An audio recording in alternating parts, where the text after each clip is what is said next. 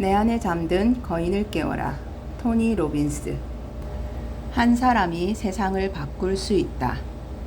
작은 불꽃이 큰 불꽃을 만든다.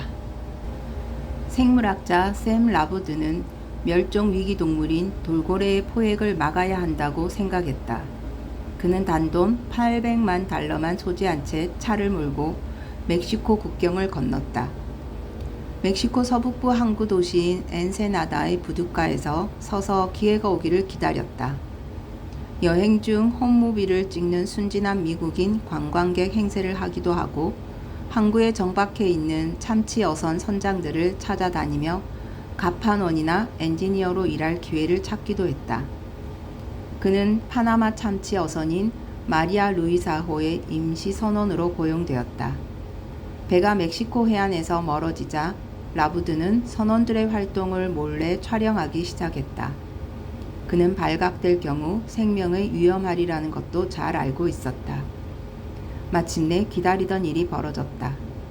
수중인간이라고 불리는 돌고래떼가 배 주위에 몰려들어 물 위로 뛰어오르며 뭐라고 소리를 내기 시작했다. 돌고래들은 사람을 두려워하지 않기 때문에 다정하게 배 가까이 다가왔지만 그것이 죽음에 이르는 길이라는 것은 알지 못했을 것이다. 어부들은 이 활기찬 돌고래들 밑에 황다랑어 떼가 몰려다닌다는 것을 잘 알고 있었기 때문에 돌고래를 추적하는 것이다. 그들은 그저 황다랑어를 잡을 수 있다는 냉혹한 계산으로 돌고래가 가는 길을 따라 그물을 치지만 그 과정에서 돌고래에게 무슨 일이 생기는지는 전혀 신경 쓰지 않았다. 라부드는 이 과정을 5시간 동안 비디오에 담았다. 돌고래들이 잇따라 그물에 얽혀 빠져나오지 못하면서 생존에 필요한 산소를 얻기 위해 수면으로 나올 수 없었다. 그때 선장이 소리쳤다. 얼마나 많이 잡혔지? 라부드가 돌고래가 죽는 장면을 찍기 위해 몸을 돌리는 순간 선원 한 명이 대답하는 소리가 들렸다. 50마리쯤? 선장은 선원들에게 그물을 끌어올리라고 명령하자 미끄러운 갑판 위에 목이 졸려 죽은 수많은 돌고래의 사체가 쏟아졌다. 선원들은 참치에서 돌고래를 골라내 바다에 버렸다. 보호받아야 할 이 아름다운 동물의 사체들이 쓰레기 봉투처럼 무심코 바다에 버려졌다. 라부드의 이 영상은 지난 수년 동안 많은 사람이 주장해온 돌고래 학살에 대한 명확한 증거가 되었다.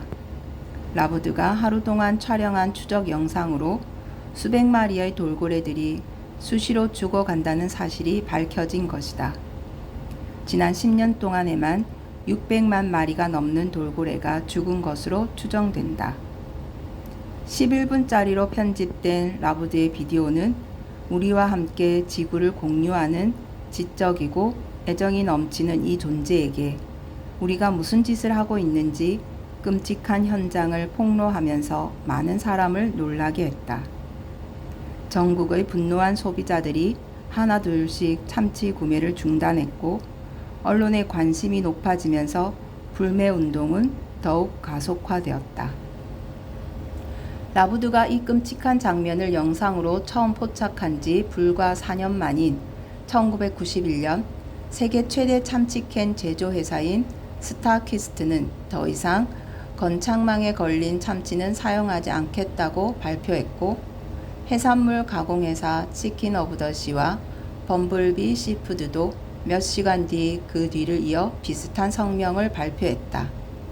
이 싸움은 아직 끝나지 않았지만 마리아 루이사오에서 하루 동안 찍은 라부드의 영상이 수많은 돌고래의 생명을 구하고 해양 생태계의 균형을 회복하는 데 도움을 주면서 미국 참치 산업 개혁의 촉매자가 되었음은 의심할 여지가 없다.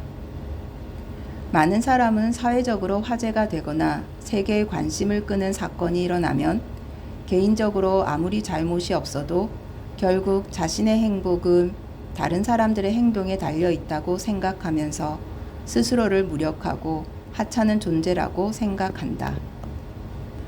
그들은 폭력 집단 간의 싸움과 범죄에 시달리며 노숙자와 문맹이라는 사회 문제의 슬픔을 느끼며 지구온난화와 지구상에 사는 특정 종의 무자비한 멸종에 숨막혀 한다. 이들은 이 모든 게 내 잘못으로 초래된 게 아닌데 내가 나와 가족의 삶을 건사시킨들 그게 무슨 소용이 있겠어? 권력을 잡은 어떤 미치광이가 실수로 버튼을 잘못 누르면 우리 모두를 날려버릴 수 있는데 라는 생각에 빠진다. 이런 종류의 믿음 체계는 통제할 수도 없거니와 어떤 의미 있는 변화도 이루어낼 수 없다는 무력감을 키우고 되지도 않을 일을 뭐하러 시도한단 말인가 라는 학습된 무력감으로 이어진다. 학습된 무력감만큼 인간의 행동 능력을 무력하게 만드는 것은 없다. 무력감은 자신이나 다른 사람의 삶을 바꾸기 위한 행동을 막는 주요 장애물이다. 당신은 지금 당신이 어떻게 생각하고 어떻게 느끼고 무엇을 해야 할지를 통제할 수 있는 힘을 이미 지니고 있다. 우리는 운명을 결정하는 거대한 힘도 발견했다. 바로 우리가 무엇에 초점을 맞추고 주어진 상황을 어떻게 해석하고 무엇을 해야 하는지에 대한 우리의 판단이 우리의 현재와 미래를 결정한다는 사실을 말이다. 국가적으로나 세계적으로나 오늘날 우리가 직면하고 있는 모든 문제의 공통적인 요소가 무엇이라고 생각하는가? 노숙자 급증부터 범죄율 증가, 막대한 예산 적자, 그리고 우리 생태계의 점진적 파괴에 이르기까지 모든 문제가 인간의 행동에 의해 야기되었거나 발생되었다는 것이다. 그러므로 이 모든 문제를 해결하는 방법은 우리의 행동을 바꾸는 것이다. 마약이 문제가 아니라 우리의 행동이 문제라는 얘기다. 10대의 임신은 바이러스가 아니라 행동의 결과다.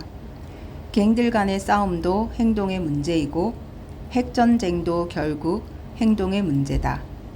핵폭탄을 만든 것이 우리의 결정이었다면 핵폭탄을 없애는 것도 우리의 결정이다. 이 모든 문제들은 바로 우리 인간이 그렇게 하기로 선택한 행동의 결과다. 그러면 어떻게 해야 할까? 좋은 소식은 모든 문제의 근원이 우리의 행동이라는 사실을 깨닫는다면 그것을 바꿀 수 있는 것도 우리 자신이라는 사실을 알고 있다는 것이다. 앞서 배운 것처럼 우리가 절대적으로 통제할 수 있는 것은 우리의 내부 세계뿐이다. 어떤 상황이 우리에게 무엇을 의미하는지, 그 상황에서 무엇을 해야 할지 스스로 결정한다. 그리고 그 결정의 결과로 외부 환경에 영향을 미치는 행동을 취한다. 우리가 가정, 회사, 공동체에서 취하는 행동들은 일련의 연쇄적 결과를 초래한다. 우리는 행동을 통해 마음속 깊이 간직하고 있는 가치와 신념을 전달한다.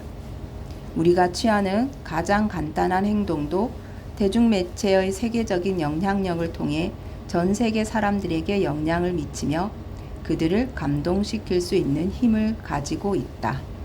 당신의 영향력을 제한할 수 있는 것은 당신의 상상력과 헌신뿐이다. 당신에게는 옳은 일을 할 수 있는 능력, 담대하게 입장을 표명하고 변화를 만들어낼 수 있는 능력이 있다. 문제는 그 순간이 왔을 때 당신 자신이 영웅이라는 것을 기억하고 이타적인 생각으로 도움이 필요한 사람들을 기꺼이 도울 수 있느냐 하는 것이다.